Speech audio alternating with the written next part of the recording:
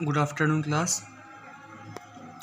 Today we are going to study the construction of human eye and defect in eye vision and their correction. कि हमारी आई का construction क्या है, क्या क्या वर्किंग है हमारे आई की, उसके अंदर कौन कौन से डिफेक्ट होते हैं और उसमें हम कैसे करेक्ट करते हैं, तो ये हम आज डिस्कस करेंगे।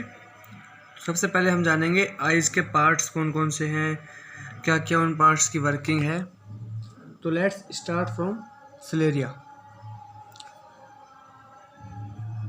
आई is a type of ball, जो बॉल होती है जिससे आप लोग खेलते हैं, ये उस टाइप की बॉल है। बस इसमें एक ये पार्ट हल्का सा बल्ज होता है जिसे हम बोलते हैं कॉर्निया। सबसे पहले हम डिस्कस करते हैं सिलेरिया के बारे में। सिलेरिया एक हार्ड एक मटेरियल होता है वाइट कलर का, जो हमारे आई की सिक्योरिटी करता है। It is security type material जो हार्ड होता है। अंदर वाले जितने भी लेंस, रेटिना, जितने भी यहाँ पे नाम दिख रहे हैं, सभी सॉफ्ट होते हैं काफ़ी। ये जो बाहर वाला जो हमारा आउटर सरफेस है सिलेरिया, वाइट कलर वाला, इसे हम बोलते हैं सिलेरिया। इट इज सेफ्टी कवर, ये एक सेफ्टी कवर टाइप का है हमारी आई का। लेकिन इसकी जो मटेरियल है ये ओपेक मटेरियल है। ये आपके ये ओपेक क्या होता है? Opaque are not allowing light to pass through. Opaque जो सब्सटेंस होता है उसके थ्रू कभी लाइट पास नहीं होती। तो ये आपने क्या पढ़ा? सिलेरिया क्या होता है? Sclera it is a house of all the parts of eye. हमारे सभी पार्ट्स के लिए एक हाउस टाइप का है। हाउस हमारा क्या करता है? सिक्योरिटी करता है, हमें धूप, बारिश, इन सब से बचाता है और हमारे रहने का स्थान है। तो ये जो है, ये बाकी जितने पार्ट्स हैं इन सभी का हाउस है क्या? सिलेरिया। ये इनकी सेफ्टी करता है और बाकी इनके रहने, मतलब इससे सिलेरिया के अंदर ही रहते हैं सारे पार्ट्स। तो it is a house of all the parts of I. Second part जो हम पढ़ते हैं कॉर्निया के बारे में। आप एक बार वीडियो देख के और बुक में से नोट्स ज़रूर बना लीजिएगा, क्योंकि ये इसमें काफ़ी याद करने का भी है, समझने का भी है। तो अपने जो नोट्स हैं आई के ऊपर काफ़ी अच्छे से बनाइएगा। सेकंड हम कॉर्निया के बारे में डिस्कस करते हैं। कॉर्निया क्या होता है? जो बल्जिंग वाला पार्ट हमने क्या बताया था, eye is an type of ball. बस इसमें कि हल्का सा पार्ट जो है हल्का सा बाहर निकला हुआ होता है। तो जो बल्जिंग पार्ट जो होता है आई का, उसे हम बोलते हैं कॉर्निया। कॉर्निया जो होता है ये भी हल्का सा हार्ड मटेरियल होता है, लेकिन ये वाला मटेरियल ट्रांसपेरेंट होता है। कॉर्निया हमारा कितना होता है? जो ये बाहर निकल रहा है। और हमारा जो सिलेरिया है ये कितना है? ये सिलेरिया हमारा। सिलेरिया हार्ड है, ओपेक है, इसके थ्रू कभी लाइट ट्रेवल नहीं करती। अगर कभी लाइट इधर से आएगी तो कभी भी आईज के अंदर नहीं जाएंगी। जो रेज जो आएंगी वो कहाँ से जाएंगी? Only cornea. कॉर्निया भी हार्ड है बट वो ट्रांसपेरेंट है। या यहाँ लिखा हुआ है, देखो सिलेरिया क्या होता है? White safety cover, it is opaque, it's called sclera. और कॉर्निया में क्या होता है? It is a bulging part, जो बाहर निकला हुआ पार्ट होता है आई का, उसे हम बोलते हैं कॉर्निया। और इसी के थ्रू जो है हमारी जो रे होती हैं वो रिफ्रैक्ट होके लेंस तक पहुंचती हैं। बाकी इस सिलेरिया में से ये जो है स्लेरा, इसके थ्रू कभी लाइट पास नहीं करती, क्यों? ये ओपेक मटेरियल होता है।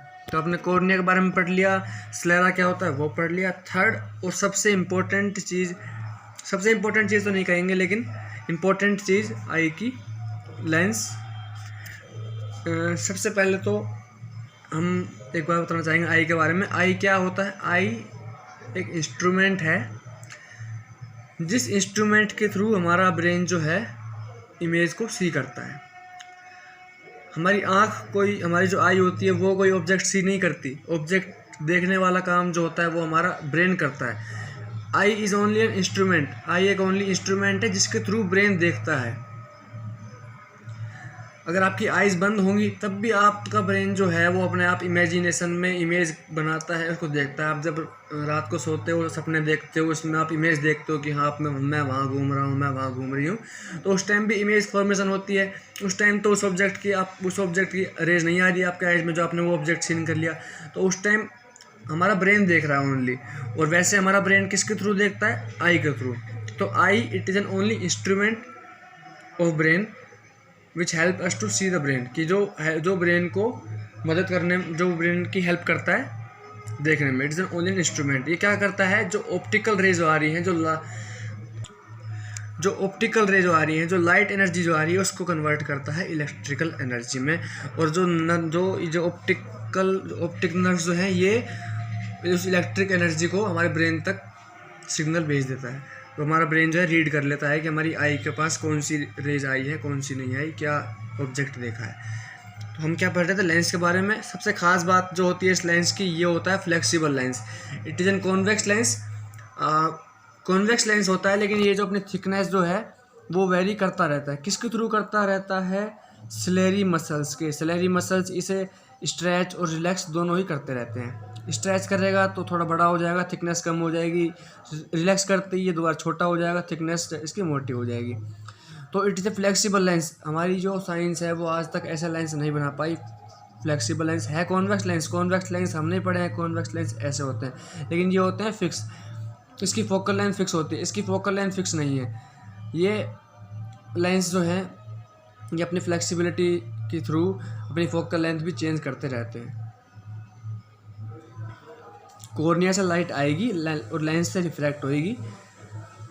तो हमारा जो कॉन्वेक्स लेंस उसका काम क्या होता है? जितनी भी रेज आती हैं सबको कन्वर्स करता है किसी एक पॉइंट पे। अब मान लीजिए जो रेज कॉर्निया के थ्रू आई, लेंस से रिफ्रैक्ट हुई, ये कॉन्वेक्स लेंस है, ये कन्वर्स कर देगा। तो जहाँ ये कन्वर्स करता है उसे हम बोलते हैं retina. The fourth part is retina. Retina क्या होता है? रेटिना के पास क्या आई? रेज पहुंची, लेंस ने कन्वर्स किया रेज को, और रेज जो है जो रेज थी उसने इमेज बनाई रेटिना के ऊपर। और रेटिना ने क्या किया? रेटिना के पास लाइट एनर्जी आई, रेटिना के पास ऑप्टिकल एनर्जी आई, उसके पास रेज आई। तो रेटिना का काम जो है वो उस एनर्जी को इलेक्ट्रिकल एनर्जी में कन्वर्ट करके ऑप्टिक नर्व्स तक सिग्नल भेज देगा, ताकि ये ऑप्टिक नर्व्स जो है हमारे ब्रेन को सिग्नल दे दे। तो रेटिना के बारे में हम लिखे हैं तो क्या लिखेंगे? It is N light sensitive inner surface at the back of eyeball. Eyeball के लास्ट वाला जो हिस्सा है ये यहाँ होता है रेटिना। और ये हमारे it is A light sensitive. हमारी आई का जैसे आपने स्क्रीन देखी होंगी, इसकी हमेशा इमेज जो बनती है स्क्रीन को बनती है। आपके फ़ोन में जो इमेज खींचते हो कि यहाँ आपके फ़ोन का कैमरा 4 मेगापिक्सल का है, 12 का है, 20 मेगापिक्सल का है। तो आपकी आई का भी एक ऐसा कैमरा, आपकी आई जो कैमरा वाला काम करती है, इसका भी एक मेगापिक्सल है। वो कितना है? 576। आप गूगल कर लीजिएगा, आपकी आई का जो पिक्सल बोलते हैं वो 576 मेगापिक्सल है आपकी आई का, जो आपके किसी भी मोबाइल फ़ोन का इतना नहीं मिलेगा। अब हम रेटिना के बारे में पढ़ेंगे। रेटिना के बारे में पढ़ रहे थे। रेटिना के पास दो सेल होते हैं जिन्हें हमने नाम दिया rod and cones. Rods and cones. Rods जो होते हैं वो इस टाइप के होते हैं, ये मैंने ड्रॉ कर रखा है। ये सेल का स्ट्रक्चर सा है, और कोन्स का जो स्ट्रक्चर होता है वो इस टाइप का स्ट्रक्चर होता है। अब इनका काम क्या है? इनके पास तो ऑप्टिकल रेज आई, और इनने क्या किया? ऑप्टिकल रेज को इलेक्ट्रिकल एनर्जी में कन्वर्ट करके इनने सिग्नल आगे भेज दिया। तो मतलब हमारी जो अब आई ने जो काम किया, इमेज बना दी रेटिना पे। अब जो काम हमारा ब्रेन का है, वो जो सिग्नल जो ब्रेन तक पहुंचाएंगे वो ऑप्टिकल नर्व पहुंचाएंगे। ऑप्टिकल नर्व तक कौन पहुंचाएगा? Road and cons. रेटिना के पास होते हैं ये दो टाइप के सेल, रोड और कोन्स। रोड और कोन्स का डिफरेंट वर्क होता है। कोन का स्ट्रक्चर ये है। रोड के पास तो क्या है, कोई भी अगर लाइट कोई भी रेज आई तो इसने बता दिया कि हाँ आपके आंखों में आइज पड़ी, तो उन्होंने बता दिया कि हाँ वहाँ चेयर है, वहाँ पे डोर है, वहाँ पे टेबल है, वहाँ पे एसी रखा हुआ है। कुछ भी जो भी रेज आएंगी आपकी आई, तो वो बता देगा, रोड्स बता देगा। कोन्स का क्या काम होता है? अब मान लीजिए इसके पास रेज आई, तो ये रेज को इस टाइप से डिफ्रेंशिएट कर देगा कि हमारे पास जो सिग्नल जाएंगे वो हमें ये कलर वाइज, फ्रिक्वेंसी वाइज ये जो रेज को है डिफ्रेंशिएट कर देगा कि हाँ इतनी जो रेज आई वो ब्लैक कलर की आई, इतनी आई वो येलो कलर की आई, इतनी आई वो रेड कलर की आई। तो हमारे जो कलर डिफ्रेंशिएट करने वाला जो काम होता है वो हमारा करता है कोन्स। जो सेल होते हैं रेटिना में, वो हमारा कलर देखने का काम करता है। आपको अंधेरे में कोई कलर क्यों नहीं दिखता? जैसे आप अंधेरे में क्या करते हो, मान लीजिए रेज आपके पास दिन में लाइट इंटेंसिटी ज़्यादा होती है, दिन में रेज जो है आपकी लाइट में एंटर ज़्यादा करती है। तो कोन्स का की जो डिसेबिलिटी है वो क्या है, कोन्स का जो एक जो साइड इफ़ेक्ट है, मतलब साइड इफ़ेक्ट नहीं कह सकते, जो ड्रॉबैक है वो क्या है कि इसके पास लाइट इंटेंसिटी जब ज़्यादा होगी तभी कौन सा हमारे काम करेंगे। लेकिन रोड्स के पास अगर इंटेंसिटी ऑफ लाइट चाहे कम हो चाहे ज़्यादा हो वो बता देगा हमें। जैसे कि अब कौन्स के पास दिन में लाइट ऑफ इंटेंसिटी ज़्यादा होती है, तो दिन में तो हम जो है एक एक कलर को अच्छे से डिफ्रेंशिएट कर पाते हैं कि ये रेड कलर का कोई सब्सटेंस रखा हुआ है, ये येलो कलर का ऑब्जेक्ट रखा हुआ है। लेकिन नाइट में क्या होता है ना कि जो लाइट इंटेंसिटी है वो अपने आप कम हो जाती है। इतना आपको पता होगा कि लाइट इंटेंसिटी जो है वो दिन में अपने आप कम हो रात में अपने आप कम हो जाती है। तो कौन्स के पास जो है वो इंटेंसिटी ऑफ लाइट कम आई। अब ये जो कौन है ये डिफ्रेंशिएट नहीं कर पाएगा डिफरेंट रेज को, डिफरेंट कलर्स की। तो कौन जो है वो रात को डिसेबल हो जाता है, वो रात को सिग्नल नहीं ट्रांसफ़र कर पाता। तो इसीलिए हमें रात को क्या दिखता है जब अंधेरे में बैठे होते हैं कि हाँ चेयर है, ये कपड़ा है, कौन से कलर का है वो नहीं पता, लेकिन हाँ कपड़ा है, कि क्या ऑब्जेक्ट रखा हुआ है। कलर जो है आप अच्छे से डिफ्रेंशिएट नहीं कर पाते, वो इसलिए नहीं कर पाते कि रात को जो कॉन्स है उनके पास इंटेंसिटी ऑफ लाइट कम जाती है। लेकिन कॉन्स का क्या ड्रॉबैक है, इसके पास इंटेंसिटी ऑफ लाइट हमेशा ज़्यादा होनी चाहिए।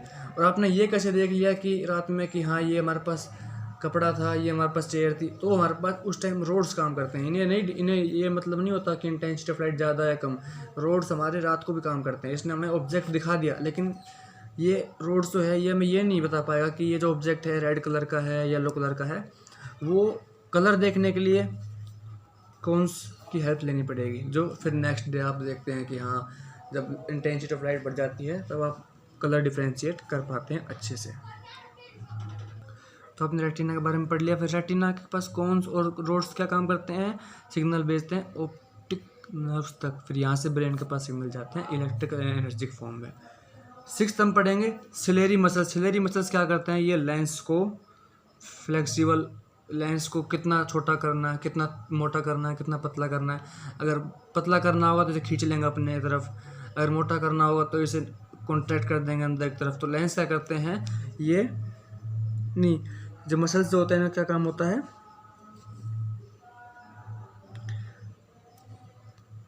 जब भी सिलेरी मसल्स को कोई सिग्नल मिलता है कि अब हमें लेंस का साइज बढ़ाना है घटाना है, तो ये लेंस को प्रेस और रिलैक्स करने वाला काम करता है। हमें कितनी थिकनेस चाहिए, तो हमें क्या लेंस फ्लेक्सिबल किसकी वजह से है, सिलेरी मसल्स की वजह से। ये इसे छोटा बड़ा करते रहते हैं, इसीलिए इसकी जो फोकल लेंथ है वो वेरी करती रहती है।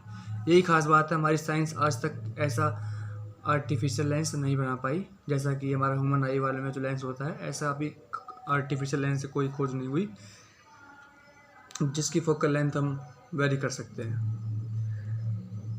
इसके बाद हमने क्या क्या पढ़ लिया चैप्टर में, इस आई वाले में सिलेरिया क्या होता है, ये वाइट वाला हार्ड ओपेक मटेरियल कॉर्निया पढ़ लिया जिसके थ्रू लाइट एंटर करती है। फिर हमने पढ़ा लेंस, सिलेरी मसल्स, हमारी इमेज कहाँ बनती है, रेटिना। रेटिना के अंदर दो चीज़ सबसे मेन जो रहेगी, येलो स्पॉट और एक ब्लाइंड स्पॉट या ब्लैक स्पॉट, ब्लाइंड स्पॉट भी बोल सकते हैं।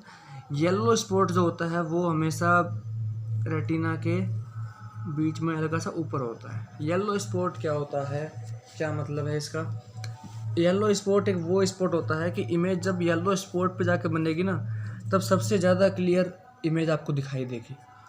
अब जैसे मान लीजिए आप स्ट्रेट देख रहे होते हैं, आपके लेफ़्ट और राइट में भी ऑब्जेक्ट रखे होते हैं, रेज तो वहाँ से भी एंटर कर रही हैं, लेकिन वो रेज जो है कोई यहाँ बन रही है कोई कहाँ बन रही है, वो येलो स्पॉट पर आकर नहीं बनती।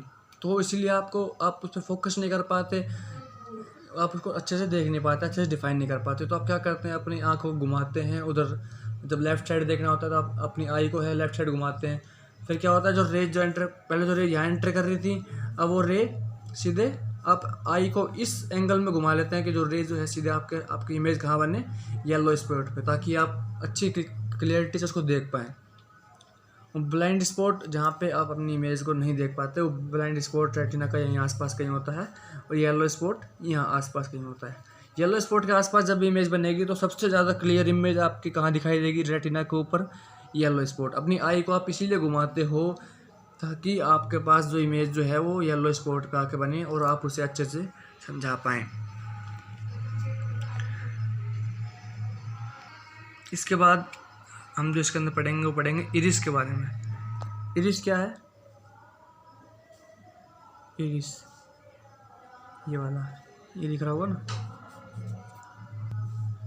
इरिस क्या है, ये वाला। लाइट एंटर करती है यहाँ से, सारी लाइट एंटर करती है यहाँ से।